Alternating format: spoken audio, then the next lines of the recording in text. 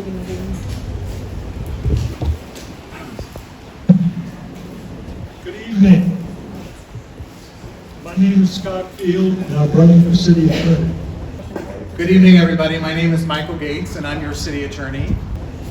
I'm well qualified for the job because I have over 40 years of experience as a municipal attorney. And I have 25 years. I'm sorry, I have 25 years of experience working for the city of Huntington Beach.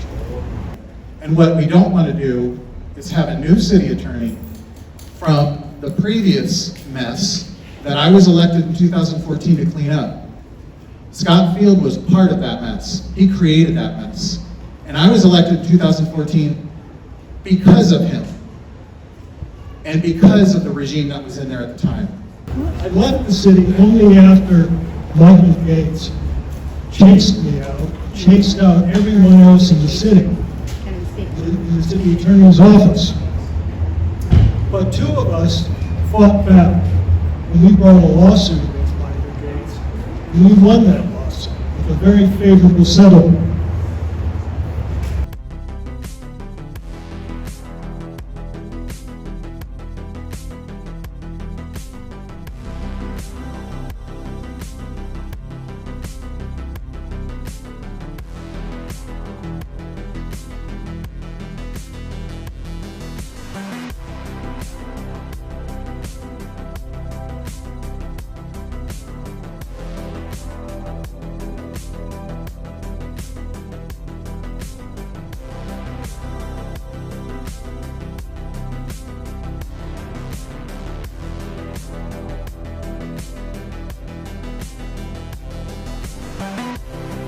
After my suit was concluded, the city council retained an excellent law firm, Richards, Watson, and Rashawn, to evaluate what happened in our lawsuit and why it went so south with Mr. Gates.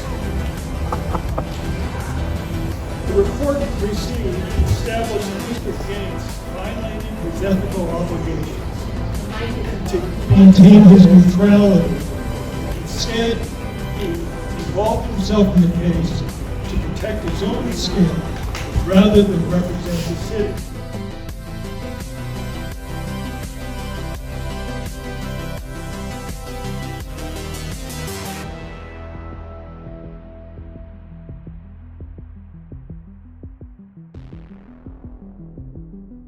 And it's so bad, really, it's beyond politics, that my opponent's using words like Gates is corrupt or there's corruption in the office. There isn't any evidence of any wrongdoing whatsoever. I'm running because of the gross corruption and mismanagement revealed in the Richard Watson Garshan report, which is before you on item number 27. It's hard to imagine the scenario that would occur based on what is being asked for. If we're looking at Mr. Williams and his alleged 1090 violations. My opponent is basing his entire campaign on a report, a sham report that fabricated a bunch of things against me, but at the end, the attorney who evaluated me and my office and prepared that report really exonerated me. He found no wrongdoing. And that's even after not having interviewed me or anybody in my office. My opponent's basing his entire campaign on that report. If, hypothetically, it's hard to imagine a scenario where it would be the case based on the charge that's being presented, if I have an issue, I would obviously recuse, like completely bow out, and then let Mr. Zelenka handle it at the time. But, you know, what I don't want to do is go down this path of like all these what ifs when, you know, based on this situation, and these types of situations are not unfamiliar to me. It's hard to imagine a situation that would arise. If it did, we would deal with it at the time. Okay, Ms. Mosher? You had just mentioned that it's common to hire outside counsel. You do it all the time. But I guess what's uncommon in this case is that your office is the one involved in the not investigation, it's not the right language, but Well, yeah, no, understood. It's not uncommon for an attorney's office, even a city attorney's office, to hire outside counsel for an independent review, even if the in-house counsel is involved in something. That's not uncommon at all. In fact, one of the early letters that was sent to council by that law firm, Cole Huber, I believe, outlined how it's completely possible to hire independent counsel, and I could send it to you again, is walk a fine line between getting an independent review and also honoring the charter and my charge as the elected city attorney. For instance, in a very recent case where outside counsel was required to represent the clerk in a challenge regarding an elections issue, I contacted the attorney and I said, I'm recused, I'm not involved, and I alerted Mr. Zelenka what was happening, and I wasn't involved. The attorneys handled it, but I was still involved to the extent I commissioned outside counsel. So in these things, what I don't particularly understand is none of these present a conflict of interest. Now, one could argue that, well, you knew Mr. Williams. Well, yeah, okay. The last time I spoke to him was when he resigned, right? But the fact that I knew him in the past doesn't present a conflict of interest, which is what's required, or usually typically the basis for a recusal. So I'm perfectly willing to, when we hire outside counsel, to say, hey, look, I'm not involved. Here's your charge. Go off and do your work, and then come back and report when you're done. But to completely step aside and not be involved at all, not retain them, that's not even necessary. It's not required under the law. Go ahead and vote. Rhonda was the, Ms. Bolton was the mover, and Mr. Kalnick second.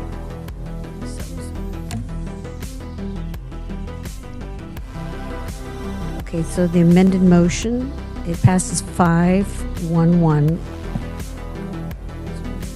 Peterson voting no and Mayor Pro Tem absent.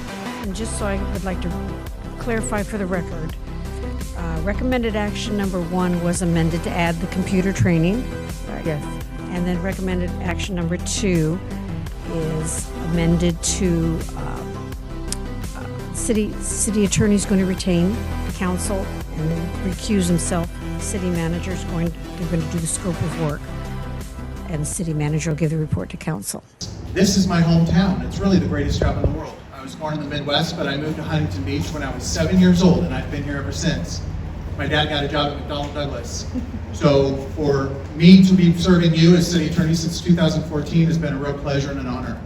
I have to say, I worked in the private sector. I tried a lot of cases. I became partner, and I wanted to work for Huntington Beach and run for city attorney because this is the city I grew up in. And I get to fight for you every single day, which is also an honor. I get to fight for the city I grew up in every single day, which is a real honor. We fight all kinds of cases. We've saved the taxpayers estimated over $150 million just in the past 8 years since I've been elected. Our win rate in our office with our legal team is over 90%. We have fought cases, whether it's the state of California or special interest groups.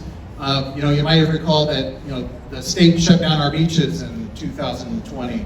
Well, we sued, and within about 24 hours of us suing, the state opened up our beaches again. We prevailed in a lawsuit this year against the state of California where we're bringing back upwards of about $30 million of your taxpayer money, which was wrongfully withheld by the state of California through old redevelopment program. That's reimbursement for old redevelopment loans. Those are your tax dollars that we're bringing back to Huntington Beach. I'm also defending the city from lawsuits, expensive lawsuits, high-profile lawsuits. This year, I personally tried a case against one of the best plaintiffs' attorneys in the entire state of California.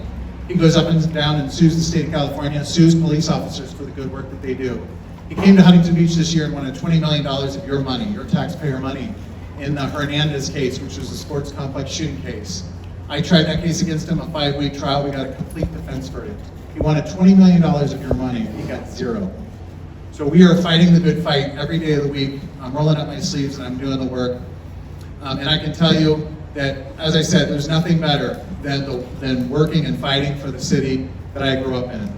And I know that I've been under attack my opponent is basing his entire campaign on a report, a sham report that fabricated a bunch of things against me, but at the end, the attorney who evaluated me and my office and prepared that report really exonerated me. He found no wrongdoing.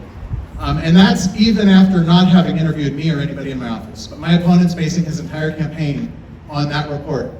And it's so bad, really, it's beyond politics, that my opponent's using words like Gates is corrupt or there's corruption in the office. There isn't any evidence of any wrongdoing whatsoever. So please consider the great work that we've done for the city of Huntington Beach, the millions of dollars, the over 150 millions of dollars that we have protected of your money. We've been fighting crime as well. We have a brand new community prosecutor program as of 2017. It's been fighting crime. A year and a half after I instituted that program, and we're only the second city in the entire state of California, the entire county of 34 cities in the county. We're the second city to be prosecuting state crime at the local level. After I brought that program into Huntington Beach in 2017, our police chief said a year and a half later that crime had dropped in the downtown area 11%, specifically because we had a prosecutor program. My opponent, who worked in the office at the time, when I talked to my staff about starting a new criminal prosecutor program, he said, "We don't need to prosecute crime. Why are you doing this?" And I said, "Because we're going to do everything that we can to support our police department, our police, and to keep the community safe. Even if there's only a marginal benefit or a marginal increase, every little bit that we can do to help and support our police officers, to defend our police officers, I'm willing to do." So I'm asking for your vote for my reelection so I can keep fighting for you, for the city, every day. And what we don't want to do is have a new city attorney from the previous mess that I was elected in 2014 to clean up. Scott Field was part of that mess. He created that mess. And I was elected in 2014 because of him and because of the regime that was in there at the time.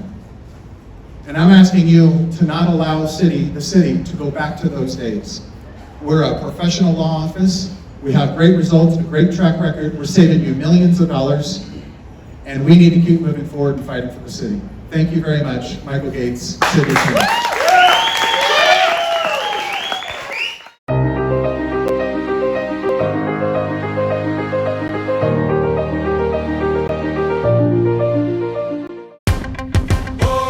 My name is Gracie Vandermark, and I will fight to resolve the homeless crisis currently dominating our city. My name is Casey McKeon. I will fight for our charter to retain local control and stop predatory development. My name's Tony Strickland. I'll fight Sacramento's overreach and give the power back to the people of Huntington Beach. My name is Pat Burns. I will fight to support our police and keep Huntington Beach safe for our residents and businesses. I am a business owner, a former finance and planning commissioner, but most importantly, I am a mother and a grandmother committed to keeping our city safe. I'm a business owner, former finance commissioner, and third-generation Huntington Beach native committed to protecting the city that I love. I'm a business owner, finance commissioner, former senator, and assembly member, and I'll hit the ground running for our wonderful city. I'm a retired police officer and community service commissioner. My life has been committed to service, and I'm willing to fight to protect our quality of life. I am Gracie Vandermark. I'm Casey McKeon. I'm Pat Burns. I'm Tony Strickland, and we're asking for your vote on November 8th. Together, Together, Together, we will fight to keep Huntington Beach safe and protect our city.